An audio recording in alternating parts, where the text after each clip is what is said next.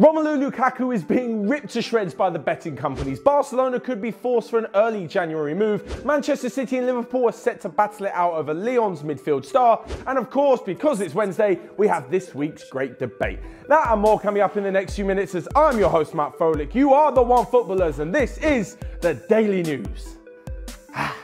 First up, and ahead of Manchester United's game against Arsenal tonight, betting has run wild, especially the special options on Romelu Lukaku's form. Now, the striker did actually end his goal-scoring drought on the 2-2 draw against Southampton at the weekend, but as we've seen, that proved to be the kiss of death for Southampton manager Mark Hughes, who has since been fired.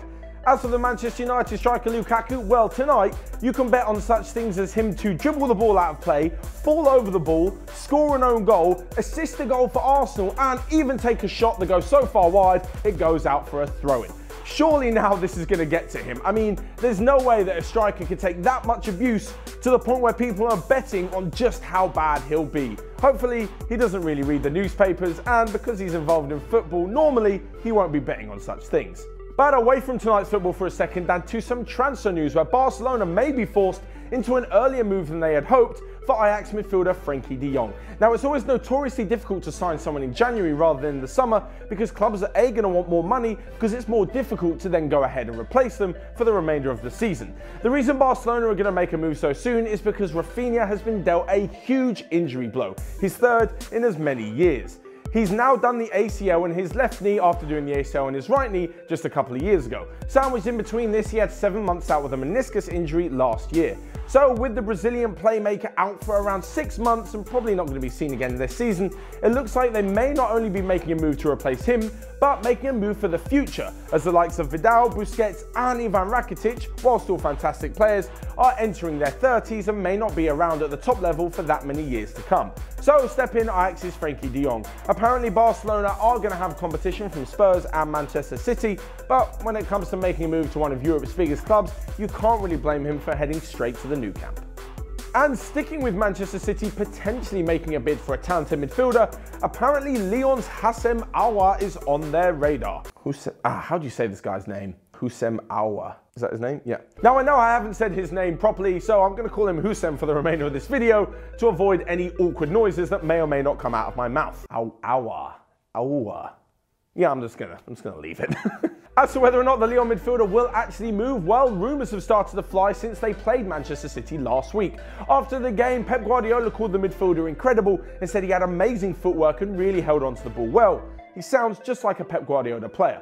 In the centre of midfield, despite all their attacking options, they've actually only got Fernandinho, who's entering his mid-30s, and İlkay Gündoğan as viable options. So the young midfielder could come in for around £40 to £50 million. This all comes after Manchester City put on a decent display against Watford last night, where they won again to open up a 5-point gap at the top of the Premier League table.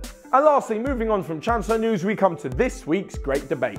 This is where our news heads at the newsroom put together a question which we, that's us and me collectively, have to go and answer. So of course, let me know in the comment section below what you guys think of the question, and you can check out the app later today for all of the thoughts from everyone at the newsroom. But the question is, who is the best player in the Premier League at the moment? Now, for me, it seems unthinkable that the best player in the Premier League can't come from the best team in the Premier League. So my answer to this question is David Silva.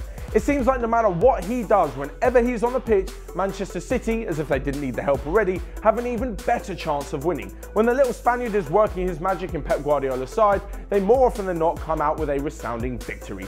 His pass completion rate, his ball control and his movement both on and off the ball are absolutely outstanding. And even though he has better players alongside him in the Manchester City team, he is the kind of player who can spin a game on its head.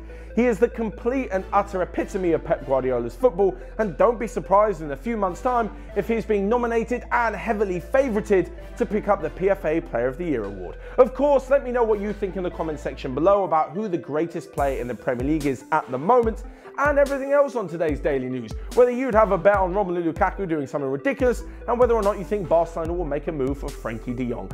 All of that, please let me know down below. Smash the like button whilst you're down there, and of course, click here to check out all of the other videos we've got going on OneFootball. But from me today, that's all for now, and I will see you guys next time.